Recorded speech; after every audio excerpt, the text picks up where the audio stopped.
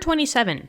Identify the hybridization of the central atom in each of the following molecules and ions that contain multiple bonds. And then we have XeO2F2, and they do give us a hint. They say that the xenon, which is Xe, is the central atom.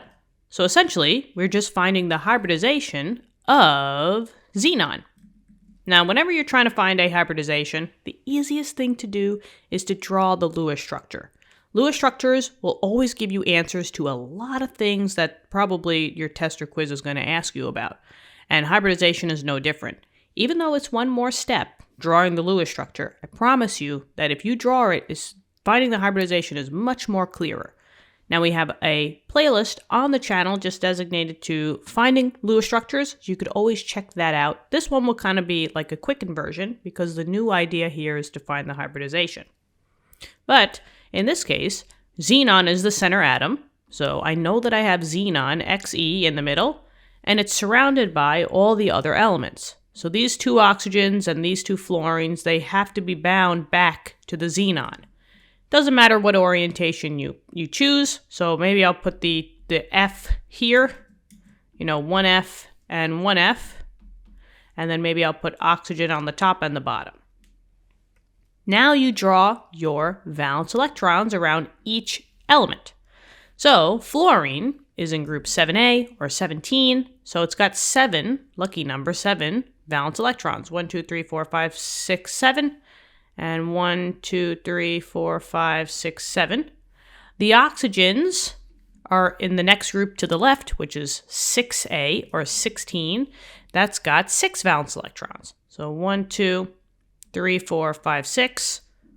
1, 2, 3, 4, 5, 6. And xenon is a noble gas. Xenon has 8 valence electrons. So 1, 2, 3, 4, 5, 6, oh boy, 7, 8, maybe? Okay. Single bond them up, dot to dot, and see if your outer elements have the octet. Let's see. Dot to dot, dot to dot, dot to dot, and dot to dot. Do any of the outer elements have the octet? Well, the fluorines do, right? Each fluorine's got 2, 4, 6, 8 electrons, so that means that I'm keeping that single bond. The same thing here, so I keep the single bond. But the oxygens need a little bit more help. They have 2, 4, 6, 7 electrons, so I need to make that double bond, another dot to dot, and the oxygen's good. 2, 4, 6, 8. Same thing down here. I will make another dot to dot, 2, 4, 6, 8, and we're good. So here is the Lewis structure. Now we just have to focus on what's going on with xenon in the middle. Well, hybridization is a bunch of s and p and d orbitals that are overlapping to form your sigma bonds in the bonds that's surrounding the atom. So there's 5 different hybridizations, but you just have to know them as how many letters there are in the hybridization. So for example, sp3 has 1 s and 3 p's. That's a total of 4 letters. If I take away a P, that's sp2, and that's a total of 3 letters. And if I strip one more away, that's sp, and that's obviously 2 letters. The number of letters that's in your hybridization is the number of things. So you just got to know what is the number of things, right, around that atom. So whether you have a single bond, that's one thing. If you have a double bond, even though there's 2 letters, that's still one thing. A triple bond, did I say even though you have 2 letters? Even though you have 2 lines, you have one thing.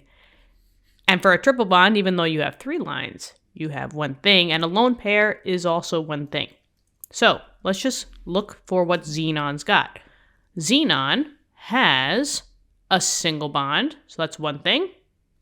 It's got another single bond, so that's 2 things. Now here comes the doubles. I'm going to group them together.